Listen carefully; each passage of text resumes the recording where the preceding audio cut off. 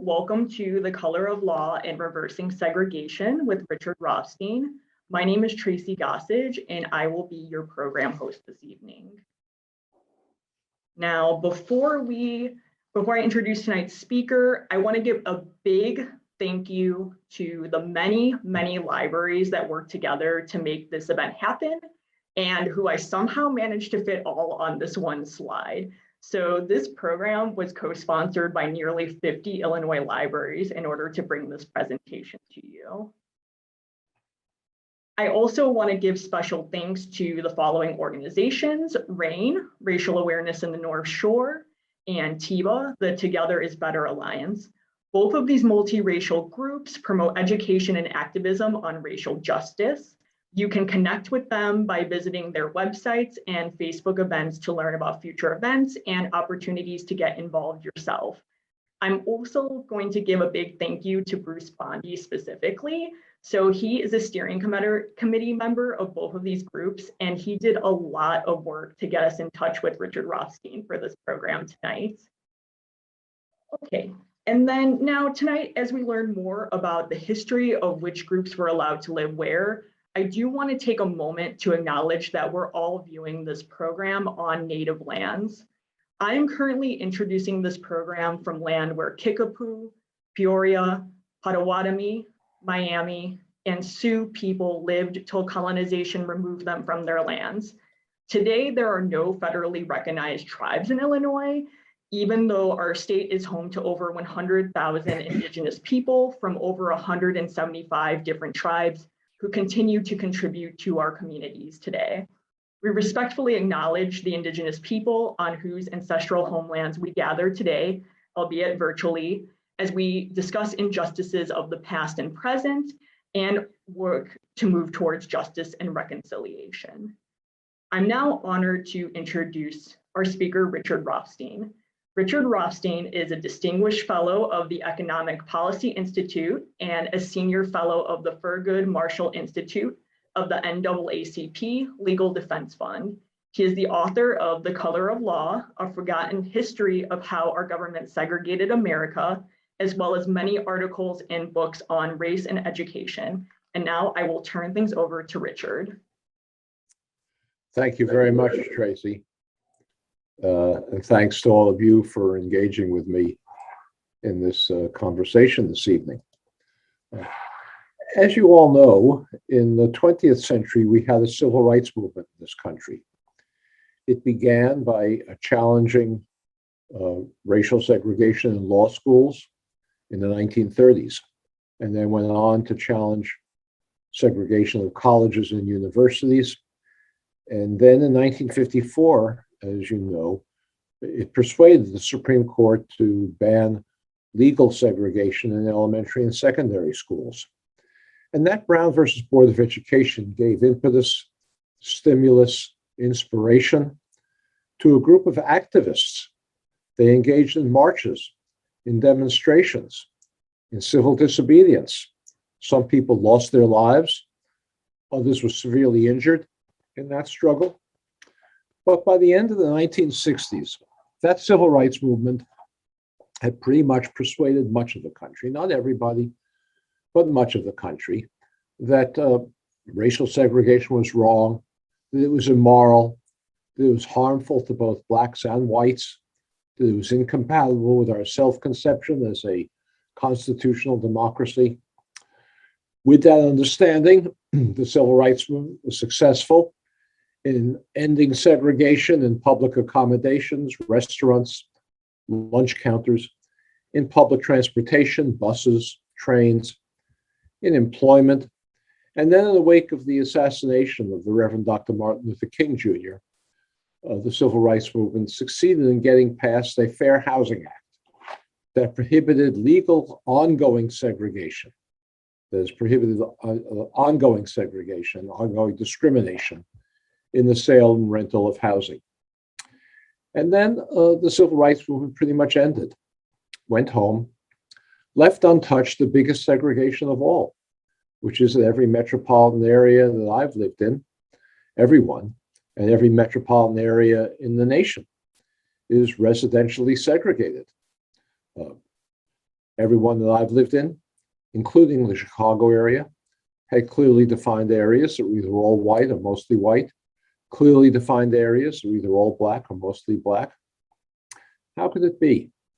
If we came to an understanding that racial segregation was wrong, immoral, harmful to both blacks and whites, incompatible with our self-conception as a constitutional democracy, how could it be that we left untouched the biggest segregation of all? We live in an apartheid society. I'm sure most of us feel like it's too bad, but we accept it. But we've never undertaken an obligation to do anything about it. Well, I think the reason that we've left this racial segregation, this residential segregation untouched, it's partly because it's hard to undo. If we prohibit segregation in restaurants, the next day you sit anywhere in the restaurant you want, you go to any restaurant you want. If we pass an ordinance prohibiting restaurant segregation, but if we prohibit segregation in neighborhoods, the next day things wouldn't look much different. So what we've done, all of us, and I mean all of us, blacks, whites, liberals, conservatives, Northerners, Southerners, Democrats, Republicans, is we've adopted a national rationalization, an excuse we give ourselves for failing to undertake what we're constitutionally obligated to do, and that is to redress segregation and its effects. And the excuse goes something like this. We tell ourselves that the segregation of restaurants and transportation and, in many cases, employment, schools and colleges, that was all done by government. If the federal government was requiring segregation, that was a Fifth Amendment violation, a violation of the Constitution, something that we have an obligation as Americans to be concerned about, to redress. If the federal government was creating segregation, it was a Fifth Amendment violation. If state and local governments were creating segregation, that was a 14th Amendment violation. And these are civil rights violations, things we have an obligation to do something about. But residential segregation, we tell ourselves, that's something entirely different. That wasn't done by government. That wasn't done by law, by regulation, by public policy. That just sort of happened by accident. It happened because private landowners or homeowners refused to sell or rent to African Americans in white neighborhoods. Maybe private businesses like banks and realtors and developers discriminated in how they carried out their private sector housing activities. Or maybe it's just because African Americans and whites, we like to live with each other of the same race. We feel more comfortable that way, and that's why we're segregated. Or maybe it's because of income differences. On average, African Americans have lower incomes than whites. And so many African Americans can't afford to move to higher opportunity communities. All of these individual, bigoted, but private sector activities, self-choice, economic differences is what's created residential segregation. And we tell ourselves what happened by accident can only unhappen by accident. What happened naturally can only unhappen naturally. As I said, we don't like it. Most of us, we think it's too bad, but we don't feel an obligation to do anything about it. Well, I spent much of my career before I wrote this book, The Color of Law, studying education policy. I knew nothing about housing. I was an education policy writer. I was an education columnist at the New York Times for a while, and then a policy writer on education for a think tank in Washington. I came to understand that the segregation policies that we were following, the education policies that we were following in the 1990s and 2000s made no sense. At the time, we had a national consensus that there was an achievement gap between Black and white children. That was true. African American children achieve at lower levels than white children. But we explained to ourselves that the reason for this achievement gap was that teachers had low expectations of Black children. They didn't try very hard when they taught Black children. And if we can only force teachers to try harder, the achievement gap would disappear. I thought this was a ludicrous theory, but it was enacted into law, as you may recall, in 2001 in the No Child Left Behind Act. That law required um, uh, schools to report the test scores of their children by race. And the idea was that if children were tested every year and the scores reported by the racial breakdown of their students, the achievement gap would disappear because teachers would be so shamed by this gap that they would try harder. I thought this was a ludicrous theory. Of course, there are some teachers who don't try hard, but most teachers try very hard. That's not the reason we have an achievement gap in schools. The reason we have an achievement gap is because so many African American children come to school with social and economic disadvantages that impede their ability to take advantage of what even the most hardworking teachers have to offer. We've had this law, the No Child Left Behind law, aimed at shaming teachers, in place now for 20 years. The achievement gap is about the same as it was when the law was adopted. The only thing the law has accomplished is to give schools an incentive to abandon a well-rounded curriculum so that they can drill children more in test-taking skills to try to raise their test scores. Well, the reason, as I say, that we have an achievement gap is not lazy teachers. It's that the social and economic conditions that children come to school with. And I remember writing one column about asthma. As you may know, African-American children in urban neighborhoods have asthma at many times the rate of middle-class white children. In Chicago, it's 4 times the rate. It's an enormous difference. If a child has asthma, that child is more likely, not in every case, but more likely to come to school drowsing the next day because the child's been up at night wheezing. If you have 2 groups of children who are identical in every respect, same social and economic background, same family structure, same racial composition, but one group has a higher rate of asthma than the other, that group is inevitably going to have somewhat lower average achievement simply because it's a drowsier group when the tests are given. Now, this doesn't make a big difference, a small difference in creating the achievement gap, but then you begin to think of all the other social and economic conditions that African American children come to school with that whites typically don't come to school with. Asthma, lead poisoning, much higher rate in African American neighborhoods than in white neighborhoods because African American neighborhoods likely have older buildings, more lead paint falling off the walls, more lead pipes delivering water. And lead poisoning has a measurable impact on IQ. Those neighborhoods are the same reason that African American children have greater rates of asthma. More diesel trucks driving through, more pollution in the environment, more manufacturing facilities nearby, more deteriorated buildings, more vermin. Homelessness, economic insecurity, you begin to add all of these up. Each one of them has a small contribution to the achievement gap, but when you add them all up, you've pretty much explained the achievement gap, leaving very little explanation left for lazy teachers.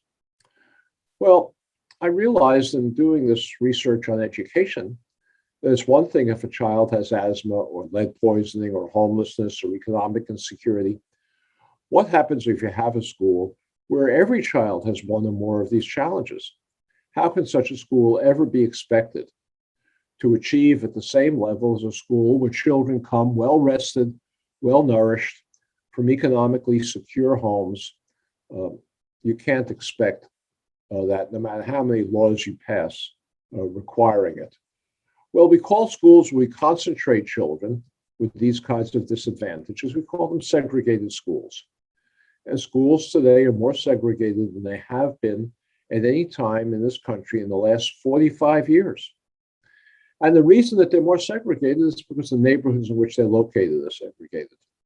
So I began to think that neighborhood segregation was an educational problem. I wasn't yet thinking about housing. That took me a while longer. I was still thinking in terms of education, but beginning to focus on neighborhood segregation. And then in 2007, I read a Supreme Court decision.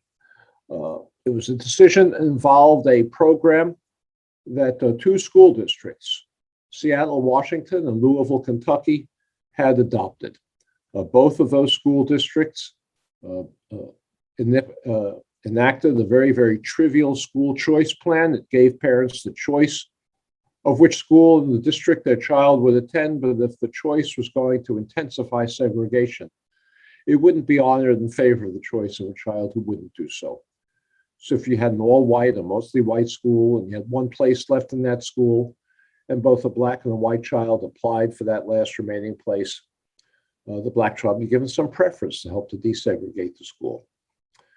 The Supreme Court invalidated this, said you couldn't do such a thing, said it was unconstitutional. The controlling decision was written by Chief Justice John Roberts. He acknowledged that the schools in Louisville and Seattle were segregated. He said correctly that they're segregated because the neighborhoods in which they're located are segregated. And then he went on to explain that those neighborhoods are segregated. The term he used was de facto because of private bigotry and private businesses and self-choice and income differences. And he said, we have de facto segregation, something government has had nothing to do with. It's unconstitutional to try to take explicit action to fix it. Well, I read this decision, this de facto segregation decision, and I remembered reading about something that happened some years before in one of those school districts in Louisville, Kentucky. In Louisville, there was a white homeowner in a single family home in an all-white suburb called Shively. In that suburb, this white family, this white homeowner, had an African-American friend who was living in the center city of Louisville. The African-American friend was a decorated Navy veteran, had a wife and a child, wanted to move to a single-family home, but nobody would sell him one. So the white homeowner in this suburb of Shively bought a second home and resold it to his African-American friend. And when the African-American family moved in, an angry mob surrounded it, protected by the police. They threw rocks through the windows. They dynamited and firebombed the home. The police made no effort to stop any of this activity. But when the riot was all over, the state of Kentucky arrested, tried, convicted, and jailed with a 15-year sentence the white homeowner for sedition, for selling a home in a white neighborhood to a black family. I said to myself, this doesn't sound to me like de facto segregation.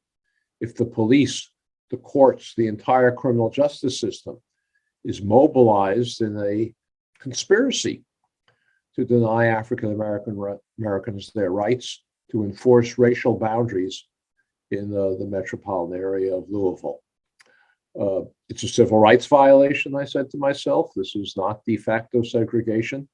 It requires us to remedy it. We've never undertaken anything to remedy this situation. But then I looked into it further, and I found, and I'm not exaggerating here, that there were hundreds of cases of police protected, sometimes police organized and led, mob violence in cities all over the country, including Chicago, to drive African Americans out of homes that they had legitimately purchased or rented in white neighborhoods. Every one of these was a civil rights violation. Every one of them a violation of the Constitution if the police were involved in either protecting, organizing, or leading those mobs. Every one of them is a violation that we have never accepted the obligation that's inherent in our citizenship to redress it.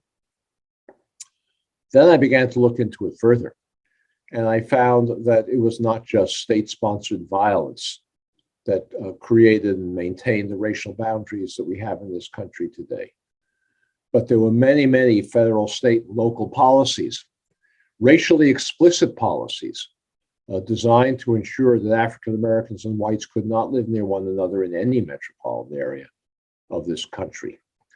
I concluded, and this is what I wrote in the book, The Color of Law, that this notion of de facto segregation is utter nonsense. We have an unconstitutional system of racial segregation because of government policy. It's as unconstitutional as the segregation of schools or colleges or lunch counters or buses. Well, in the brief time we have together this evening, let me describe, perhaps I'll describe the major policy that the federal government followed to ensure that we be a racially segregated society. In the 20th century, the early and mid 20th century, as you know, we were a manufacturing economy. None of this internet stuff, all making things. And factories needed to be located in the deep water ports or railroad terminals, as did the banks and other service institutions that were servicing those manufacturing facilities. And workers, blue collar and white collar, had to live close enough to those factories or banks to be able to walk to work, or maybe take short streetcar rides. Not many had automobiles in those days. But in the post-World War II period, the federal government intensified a program of the Federal Housing Administration and then the Veterans Administration to move all the white workers and middle-class workers out of those urban areas where they had been working and living into single-family homes in all-white suburbs like that suburb of Shively. This was a racially explicit program of the Federal Housing Administration and Veterans Administration. They excluded African Americans explicitly from moving to these suburbs at the time when they were affordable, both to whites and to African Americans. You're familiar with these suburbs that the FHA and VA created. As you know, probably, we weren't a suburban country at that time. The suburbanization, the mass suburbanization took place in the post-World War II period into the 1950s and 60s. The federal government's policy to move whites out of urban areas into these single-family homes is what created the suburbanization we know today. Well, these programs, these subdivisions exist in every metropolitan area. They exist in Chicago. They exist everywhere else. Perhaps the most famous of them is Levittown, east of New York City, 17,000 homes in one place. The builder, William Levitt, could never have assembled the capital to build this giant development. No bank would be crazy enough to lend it to him. They thought this was a crazy idea. We were in a suburban country. They didn't think anybody would want to live in the suburbs. The only way that Levitt or any of the other builders in Chicago or elsewhere could create these subdivisions, in some cases entire suburbs, was by going to the Federal Housing Administration and Veterans Administration, submitting their plans for the project, the architectural design of the homes, the materials they were going to use, the layout of the streets, and a federally required commitment never to sell a home to an African American. The federal government even required these developers, like Levitt, to place a clause in the deed of every home prohibiting resale to African Americans or rental to African Americans. If any of you live in homes that were constructed in the 1940s, 1930s, you're likely to find such a clause in the deed of your home. This was not the action, this requirement of rogue bureaucrats working for the FHA or VA. It was a written requirement of the Federal Housing Administration and Veterans Administrations. The FHA had a manual that was distributed to appraisers all over the country, whose job it was to evaluate applications of builders who wanted to build these subdivisions and recommend or not recommend them for federal bank guarantees. The manual said that you couldn't recommend for a federal bank guarantee the application of a developer who was going to sell homes to African Americans in a white subdivision. You couldn't even recommend for a federal bank guarantee the application of a developer to build an all-white project if it was going to be located near where African Americans were living. Because in the words of the manual, that would run the risk of infiltration by inharmonious racial groups. That's what the federal policy manual, written manual, said. Where did this notion of de facto segregation come from? It's as I say, it's other nonsense. In my book, The Color of Law, I have a photograph of a 6-foot high, half-mile long concrete wall that a developer in Detroit was required by the FHA to construct to separate his development from a nearby African-American neighborhood before the FHA would agree to guarantee his bank loans for that construction. Well, at the time, those homes were inexpensive. They sold roughly around the country for about, in today's money, about $100,000. Any worker, white or black, could have afforded to buy a home in these subdivisions, in these suburbs. These are places that you all live now. Most of you live now. Any African American with a job in the post-war economy, and we had a big post-war boom there. Most had jobs, could have afforded these homes, especially returning war veterans, required no down payment, and got a 20, 30-year amortized mortgage. Those homes, as you know, available to whites, prohibited to African Americans, now sell not for $100,000, but for much, much more, $200,000, $300,000, $400,000, maybe in some parts of the country, $1 million. The whites who were subsidized by the federal government to buy those homes gained over the next couple of generations wealth from the equity they had in appreciating in homes that were appreciating in value. They used that wealth to send their children to college. They used it to perhaps finance emergencies, maybe temporary unemployment or a health emergency. They used it for their retirements. Or they used it to bequeath wealth to their children and grandchildren who then had down payments for their own homes. African Americans were prohibited by explicit federal policy from participating in this wealth generating exercise. That wealth, that denial of wealth underlies the most serious social and economic problems that we face in this country today. On average, African American incomes are about 60% of white incomes. There's a whole story behind that income gap. I don't have time for it this evening, but you would think if family incomes of African Americans averaged about 60% of white family incomes, African American wealth would average about 60% of white wealth. You can save the same amount of money from the same incomes. But in reality, although there's a 60% income ratio, African American households have wealth at 5% of the white wealth. And that enormous disparity between a 60% income ratio and a 5% wealth ratio is entirely attributable to unconstitutional federal housing policy that's never been remedied, that we have never undertaken an obligation to remedy. That wealth gap underlies the most serious social problems that I said in this country today. I've already described the achievement gap that is largely attributable to the concentration of African Americans in more poorly resourced, more dangerous, more polluted neighborhoods. It also underlies health gaps between African Americans and whites. African Americans have shorter life expectancies, greater rates of cardiovascular disease because they live in those more polluted, more dangerous neighborhoods with less access to even grocery stores to sell fresh food.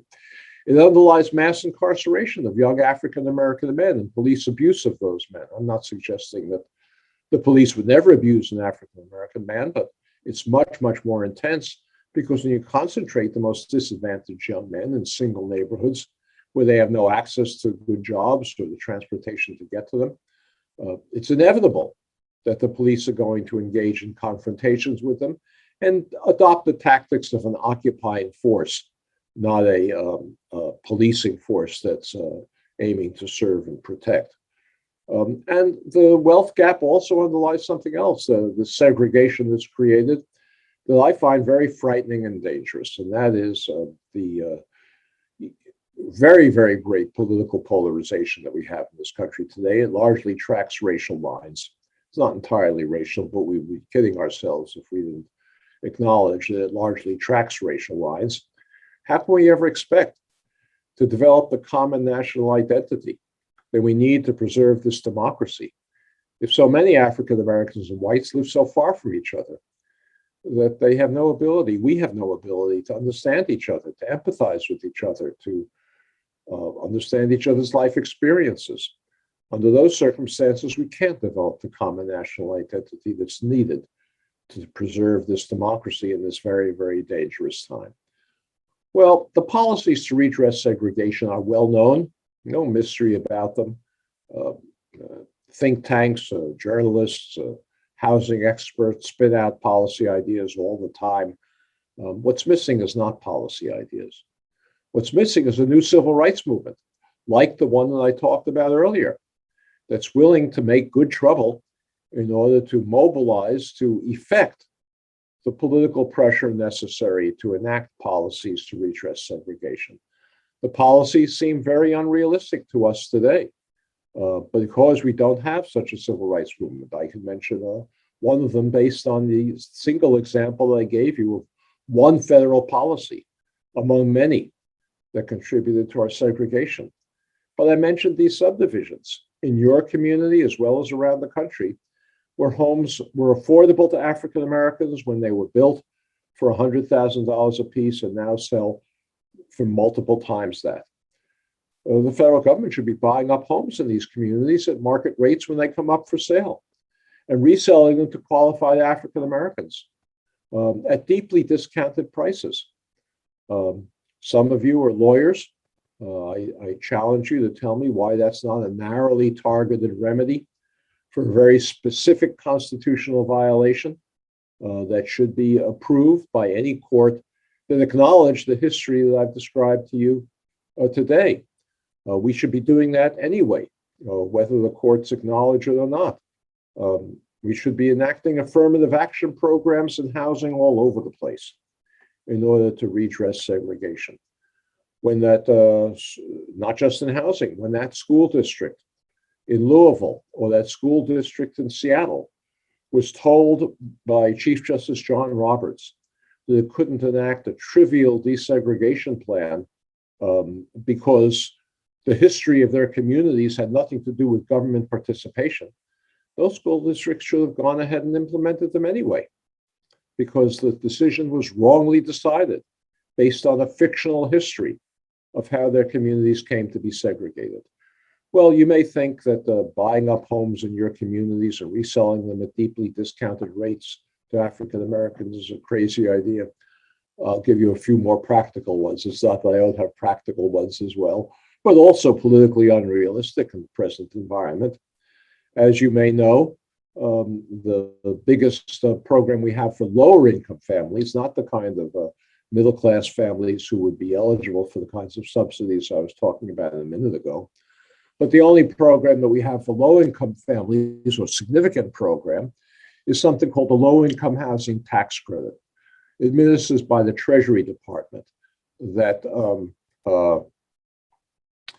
is distributed. The tax credits are distributed to states, which then in turn transmit them to nonprofit organizations that then sell them to developers to build low-income housing. Some of you I know, because I know many of you, some of you I know are engaged in efforts to force the communities in which you live to create affordable housing for lower income families who are disproportionately African American. But that program reinforces segregation for the most part. You know how much difficulty you have in getting your communities to accept housing for lower income families who are disproportionately African American and Hispanic. The low-income housing tax credit program today reinforces segregation because most of those low-income housing tax credit programs, projects, are located in existing low-income neighborhoods simply because it's so hard. You know how hard it is. So hard to build them anywhere else.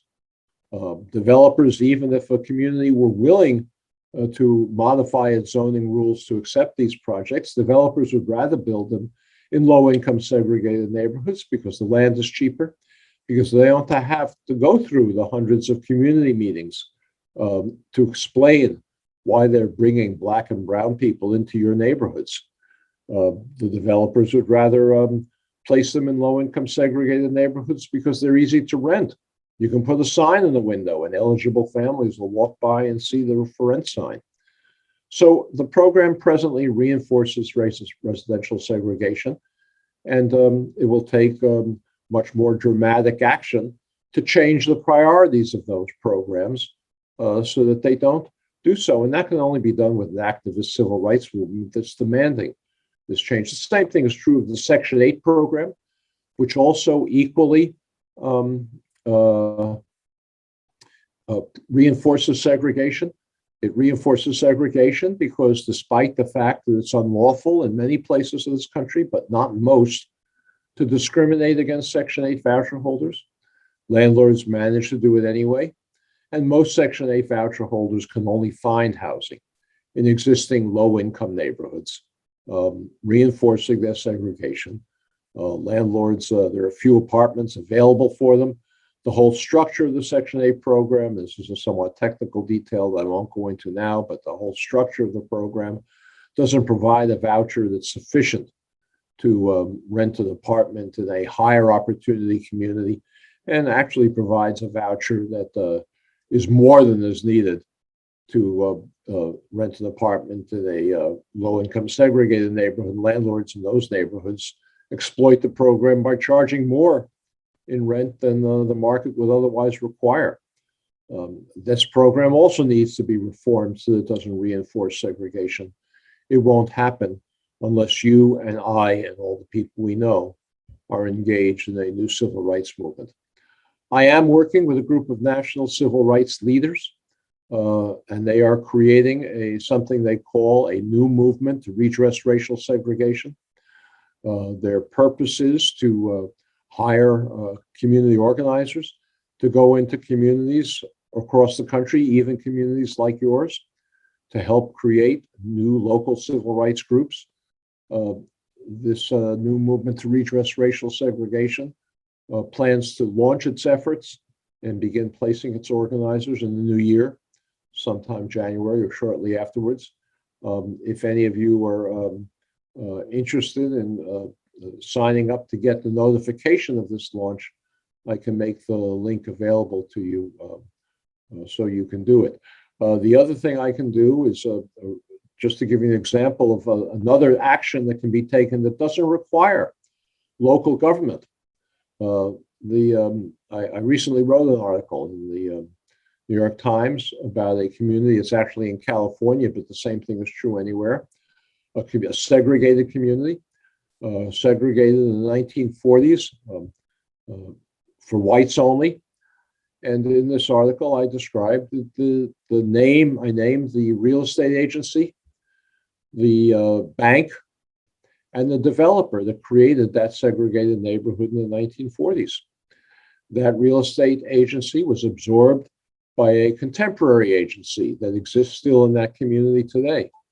That bank was absorbed by a contemporary bank that still exists in that community today.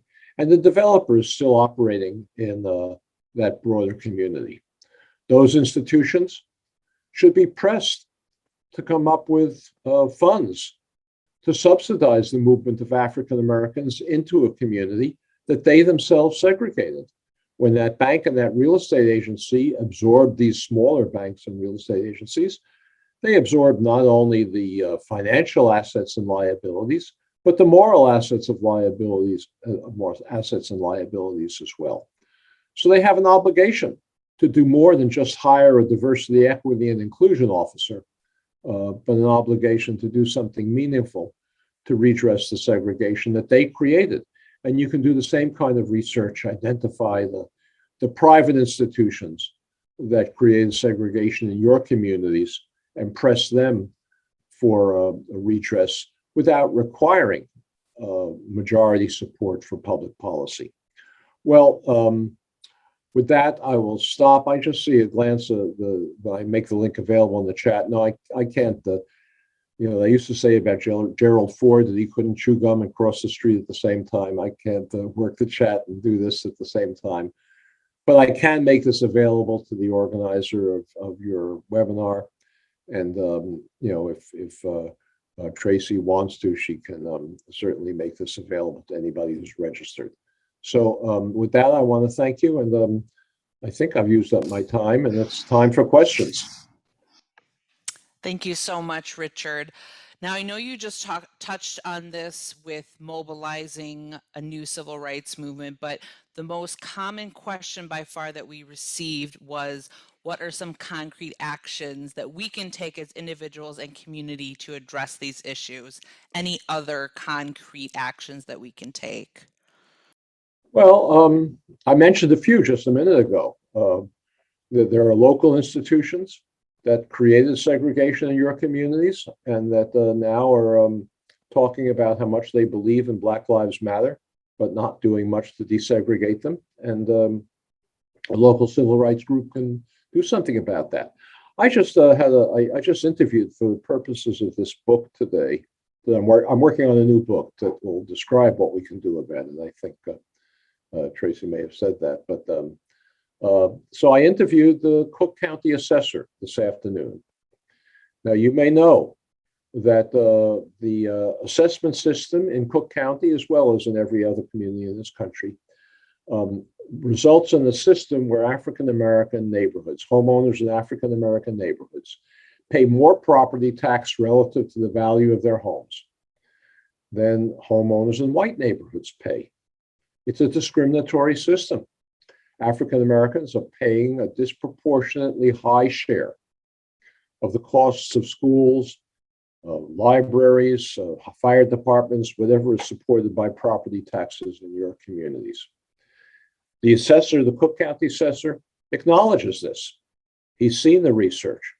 He says we have to do better. We have to implement a more fair assessment system. And I don't have time now, but I can explain to you, or I can also send you an article in which I have explained it, why the assessment system is discriminatory, without being intended to be discriminatory, but it has a disparate impact on African Americans. But so I asked them, yeah, well, that's fine to do a better job going forward, but what are you going to do about all the African American homeowners who are overtaxed? What kind of recompense are you going to give them? And he had no answer.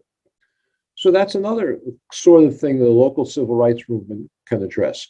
Now, the other thing is that we ought to be addressing, and I know that these suburban libraries that are attending this webinar today are mostly have white patrons. So I imagine there might be some with significant African American populations, but I don't want to imply that most of the work on desegregation has to be done in white communities. A good part of it does.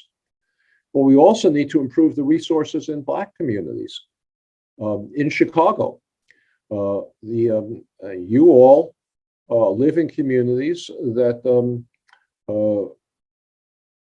as I said, gained more wealth than those in Chicago. Homeowners in Chicago didn't. Tenants in Chicago. It's an unequal system, not that you participated in creating, but you benefited from. Well, one way that the African American neighborhoods in Chicago were impoverished was by something called contract buying. I didn't have time to get into this, but not only did the FHA refuse to insure mortgages for African Americans in white suburban neighborhoods, excluding them from those neighborhoods, but the FHA mostly refused to insure mortgages for African Americans in urban neighborhoods, places like Englewood or Lawndale or other neighborhoods in Chicago. And instead, speculators sold homes to African Americans on an installment plan, in which African Americans gained no equity. And typically, the speculators would cancel their contracts towards the end and evict them. And they had spent all these years thinking they were buying a home and gained nothing from it. Well, we can identify the banks that financed that scheme in Chicago. And all of you who live in communities that have more political power, perhaps, in the communities in Chicago, ought to be engaged in discussions to begin with those banks that in the 20th century exploited African Americans with this contract buying system. So that, I could go on and on. As I say, I'm writing a whole book about things we can do, things you can do. The fundamental point I want to make, though, is that fantasizing about the ideas that the federal government things that the federal government can do is not the way forward. Each of us has an obligation to begin to take the small steps in our local communities to be able to make a difference. Thank you. Our next question comes from a 6th grade teacher. What do young people need to know about these issues, and how can they help change the future? Oh boy, I don't know. I didn't set up these questions, did I? We have created a curriculum that teachers can use to teach this history accurately. As you may know, if you've read The Color of Law, I devoted a section in the book to the fact that textbooks lie about this history. They promote the notion of de facto segregation. They deny that the government had any role in creating the segregation of neighborhoods. And let me say that this is not, my views are not in dispute. I'm not a professional historian, but this book has been out for 4 years and no professional historian has challenged the facts that I tell. It's just a factual story. It's not, I don't, in the past book, I don't express any opinions. That'll be for the next book about what we do about it. But we have developed a curriculum. It's free. And again, I can make that the link to that curriculum available after this webinar, and perhaps it can be distributed and the teachers can use it. It does require for teachers to get all the materials. It requires them to register to receive them, but it is free for any teacher who wants to use them. Thank you. So like you said, your book was published back in 2017. What do you see as the most significant developments, positive and or negative, since then? Well, I don't think my book had anything to do with it. The policeman in Minneapolis had much more to do with it than I did. But the murder of George Floyd has galvanized a national awareness of racial inequality. My book has contributed to it. Other books have as well. Some coming out several years before mine. The New Jim Crow by Michelle Alexander, for example. The work of Brian Stevenson with his Montgomery Museum, and one of my favorite groups is represented in this webinar today, a group of Montgomery travelers who went together in a biracial group to visit that museum. So we have a racial awareness of racial inequality today that's unprecedented in American history, unprecedented. And what's missing is taking the next step. There's the Black Lives Matter demonstrations, for the most part, did not evolve into local organizations that created the kinds of civil rights activism that I've been describing. So we've made a giant step forward. There's awareness now that did not exist for the most part when my book was published. But that awareness has to lead to action, not just feeling good, not just feeling righteous, not just taking symbolic action, but taking real action to redress segregation. Thank you.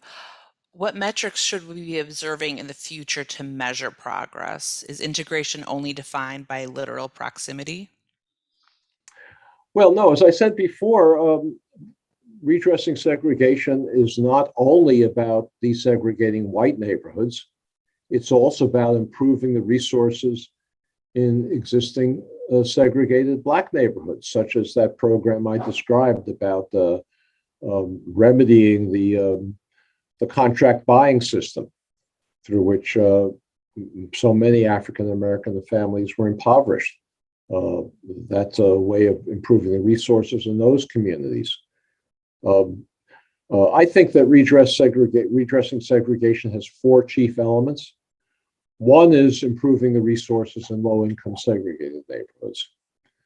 The lack of resources there is an effective segregation. If you want to redress segregation, you've got to deal with that lack of resources. Secondly, is preventing the massive dislocation of existing residents from those communities as their resources improve. Because as their resources improve, more middle-class people want to move into those neighborhoods. They'll be better neighborhoods. And that will result in the displacement of existing residents unless we take action to prevent that. And we know, again, what those actions are. We're just not doing them. Rent control, limits on condominium conversions, inclusionary zoning programs in those neighborhoods, freezes on property taxes for existing homeowners. There's a full menu of policies we should be enacting in order to prevent that dislocation.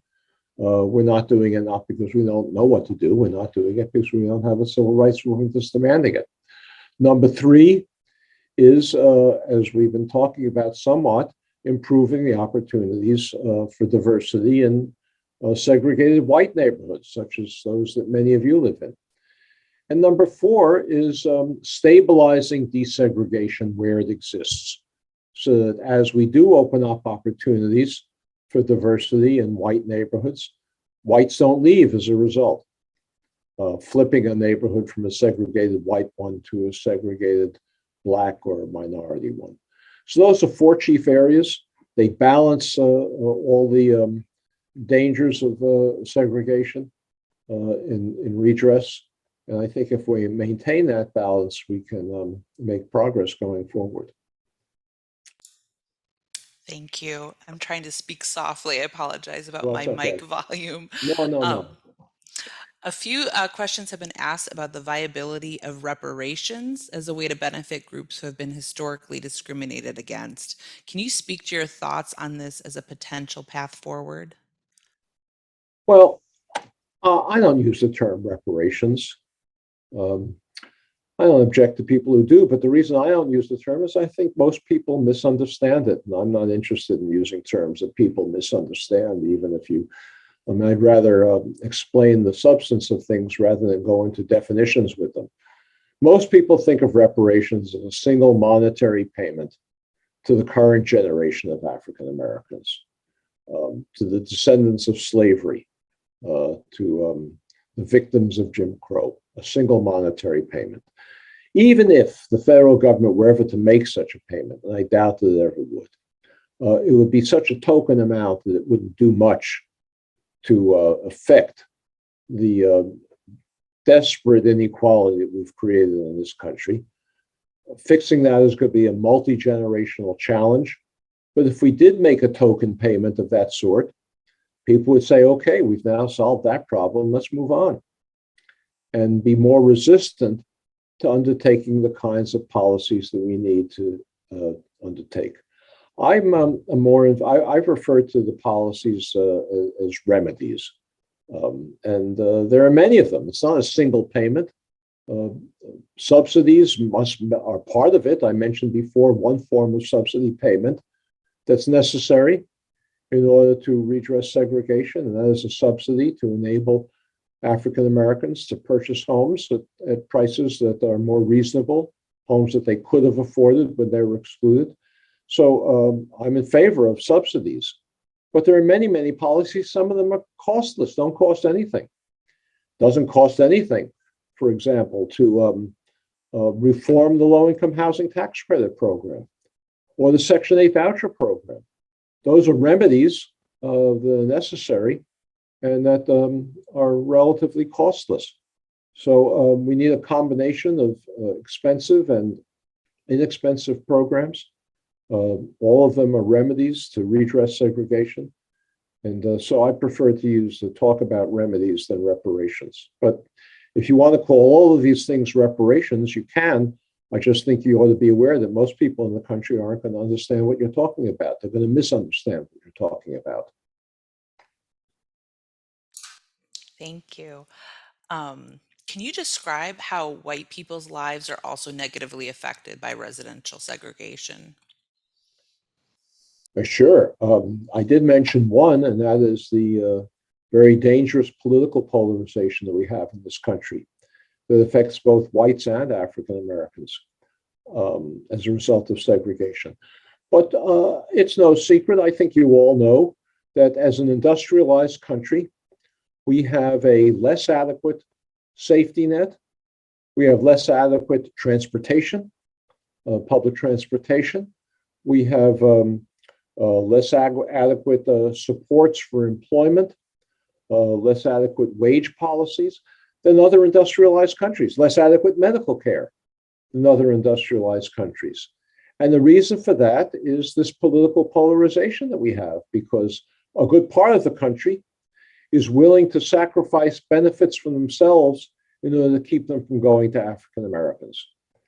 So we have entirely inadequate social safety net, inadequate infrastructure, inadequate healthcare, compared to other industrialized countries. We're the richest country in the world. And yet we have less adequate resources in all of these aspects than comparable countries. And the reason is our racial segregation. Thank you. With many people remaining in the cities and communities in which they grew up, how long will it take to reverse segregation? Forever if we don't get started now. Do I need to say more?